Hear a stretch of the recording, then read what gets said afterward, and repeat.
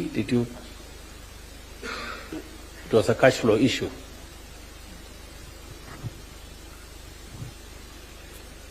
Okay. So can you explain to me? Because the last time, what we did, what is decided, and I hope Eden from my office is here. What we decided last time was, let us allow those claiming VAT, if your VAT returns hasn't been paid 6 months, and it has been agreed, it has been documented and verified, you can net off from your other taxes. Yes. What I hear you saying is that was done. Yes. Yeah? That was done. We passed the law, and you can now do that. And there are people who are doing that. Yes. Is that correct? Yes. Now, you want us to do more. I think when we presented that... I think there was a fellow called Oliver Twist. No, what is in progress is looking at, with the tax, with the Finance Act of 2025, moving now from 90 days to 120, even for the refunds, that creates a new challenge. And we felt because we had already agreed on the other one, how do we resolve this in this meeting, because it was part of this meeting. Okay, so the gentleman from my office, let us do this. Let us, and we'll engage with Treasury to find out why this moved. And Lee, you should be able to take it up on behalf of the industry. I hear you also saying that maybe we should allow the netting of VAT from even other tax obligations. Yes, they're tax classes, because they're different tax classes. Yeah. Yes. So that is something I am willing to consider. We should be able to consider that, because I think it helps industry.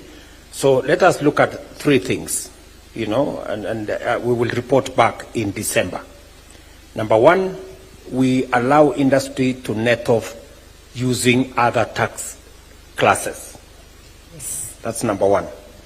Number 2, I hear you saying, let us increase the allocation from 2.5 billion every month To 5 billion. to 5 billion.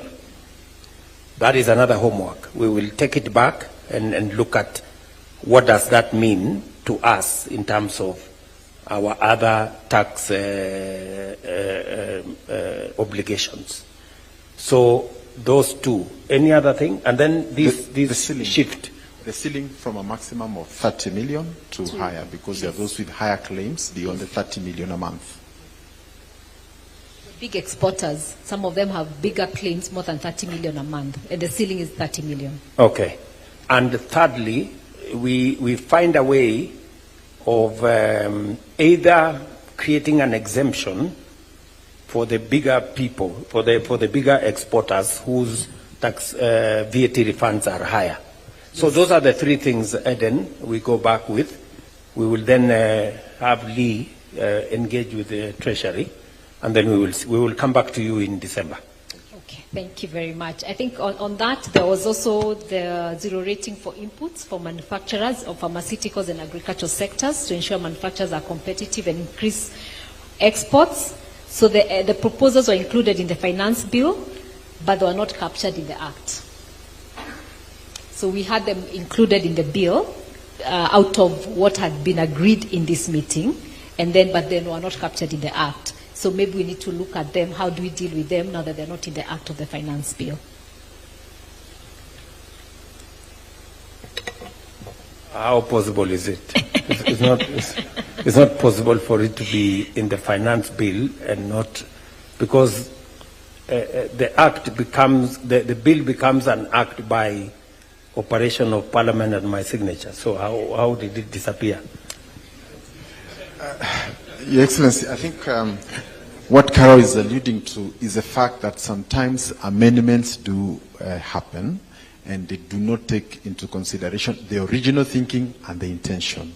And I think this also goes to explain, between myself and the Minister for Finance, we had very clear proposals, drawing from them.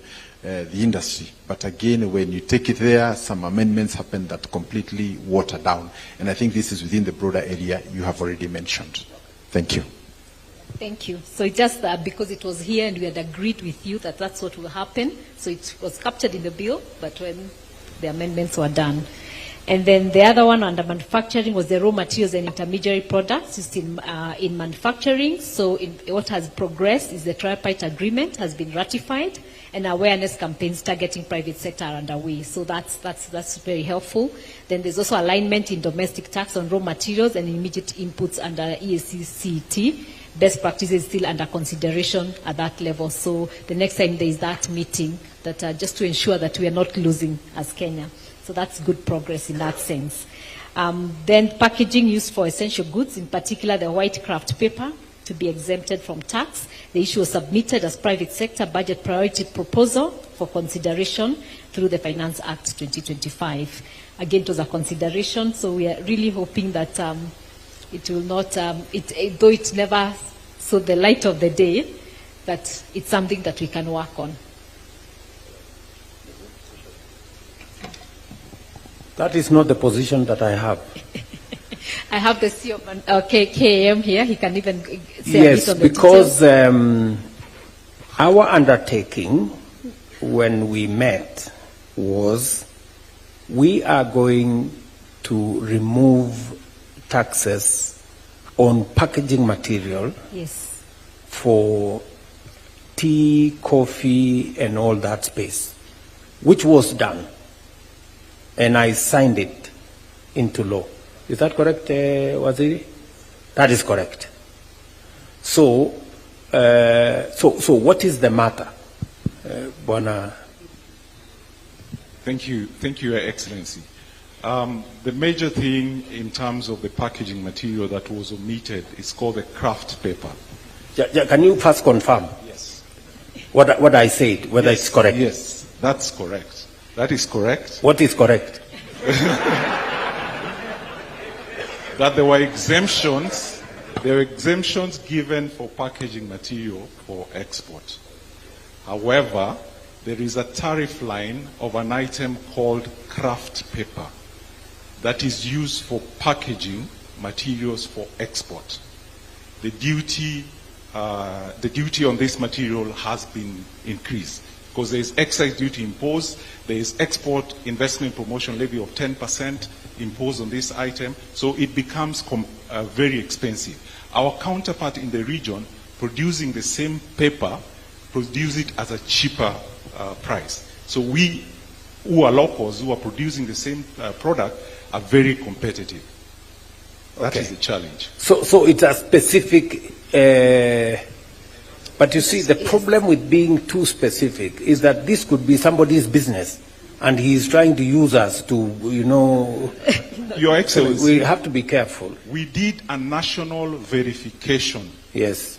With the MIT involved, National Treasury involved, to confirm that this type of material is not locally manufactured. Okay. So in that sense, it should not be imposed with the tax that was imposed. All right. So I will pick it up with Waziri here. We have done, I thought we completed the whole thing. Maybe there was a particular item that wasn't captured. Waziri here has my instructions to make sure that it is captured, and even if it means we have to do a small intervention in the interim, we can do that with the Ministry of Thank you. of Finance. Thank you, Excellency. Thank you very much. On agriculture for industry, I think one of the things that we were resolving was the issue of value chains, and especially manufacturers to support the offtake crops as sunflower, pyrethrum, potato, tomato, and rice. One of the things that is in progress, and good progress, on 30th April 2025, the government of Kenya and Thika Clothing launched a 1.2 billion cotton ginning and oil extraction factory at Lamu Port. So that's very good progress from that decision that was